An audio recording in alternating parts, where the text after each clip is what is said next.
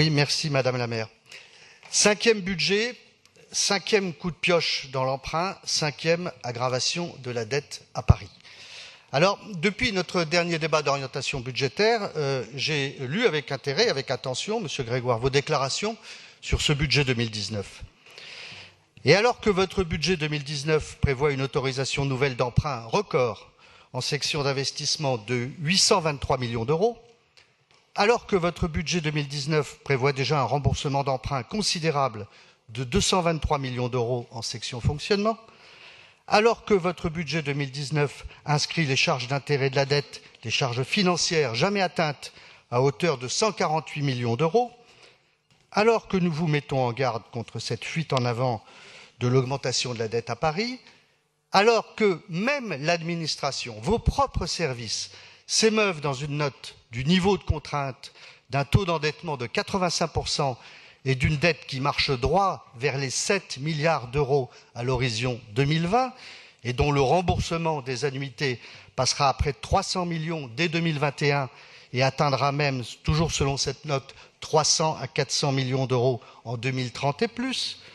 Enfin, compte tenu du ressaut de ces remboursements d'emprunt à partir de 2021 et du solde d'exécution du plan d'investissement de la mandature actuelle estimé à 1 milliard d'euros auquel s'ajoutent les dépenses récurrentes d'investissement estimées au minimum à 3 milliards d'euros, tout ceci devrait vous inciter, en ces temps d'incertitude, à être vigilant sur ce budget 2019. Mais vous, non. Vous affirmez tranquillement, Paris n'a aucun problème d'endettement. Non, bien sûr. En 2014, la dette de la ville est de 3,7 milliards d'euros et vous l'augmentez de 540 millions d'euros en 2015. En 2016, vous augmentez la dette de 482 millions d'euros.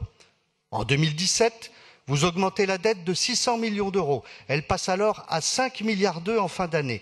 En 2018, vous l'avez encore augmentée, elle atteindra 5 milliards 7 à la fin de ce mois. Ce sont vos propres déclarations.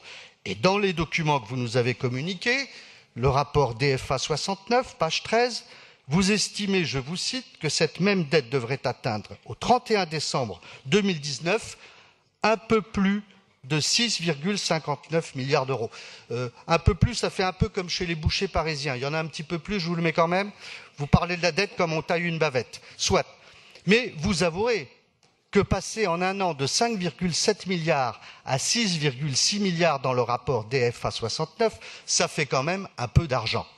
Alors non, Paris n'a aucun problème d'endettement, puisque justement, depuis 2014, toute votre stratégie financière et budgétaire est basée sur l'endettement. En fait, l'endettement de la ville de Paris, pour vous, ce n'est pas un problème, c'est une solution. C'est votre mode de gestion d'ailleurs depuis 2001. Cette stratégie d'investissement est d'autant plus dangereuse qu'elle est basée aujourd'hui sur des facteurs conjoncturels dont la variation d'un seul d'entre eux peut nous plonger dans d'énormes difficultés. C'est une stratégie qui fait penser un peu à un funambule qui danserait sur un serpentin de réveillon. Cette gestion à crédit, elle vous caractérise. Vous appelez ça être précautionneux, Monsieur Grégoire. Et moi, j'appelle ça être dispendieux. En 3 mandatures socialistes depuis 2001, vous aurez donc amené de 1,4 milliard à 6,6 milliards la dette, c'est-à-dire vous l'aurez multipliée par 5. Cette stratégie d'endettement, elle mise sur des taux bas pour combien de temps? Elle mise sur la manne des droits de mutation d'un marché immobilier qui est celui de la 2e capitale la plus chère du monde après Londres. Mais quelle bulle financière et pour combien de temps? Elle mise sur une fiscalité locale en pleine incertitude. Elle mise sur des dotations à la baisse, sur un effort de péréquation en hausse constante, sur des erreurs de gestion que vous multipliez à fur et à mesure que vous renouvelez les marchés publics parisiens, et qui sont d'ailleurs autant de pertes de recettes. Et enfin, elle mise sur le bondissement des tarifications de tous les services de la vie quotidienne des Parisiennes et des Parisiens, conservatoires, cantines, stationnement, balayage, fossoyage, résidences secondaires, séjours, j'en passe et des meilleurs. Alors certes, vous préférez augmenter la dette et les taxes que les impôts et laisser la facture aux générations futures et à ceux qui, évidemment, vous succéderont, avec une durée de désendettement au taquet, c'est-à-dire au moins 11 ans et demi. En fait, ça fait, après 3 mandatures pendant lesquelles vous aurez tué et mangé le veau gras, il faut s'attendre à 2 mandatures de vaches maigres. C'est ça qu'il faut penser pour la suite des événements. Vous aurez laissé Paris, au bout du compte, les poches à plat. Et vous ne nous ferez pas pleurer avec la baisse des dotations qui vous auront coûté en 5 ans plus d'1 milliard d'euros, quand dans le même temps, vous encaissez les loyers capitalisés pour un montant équivalent sur une même période.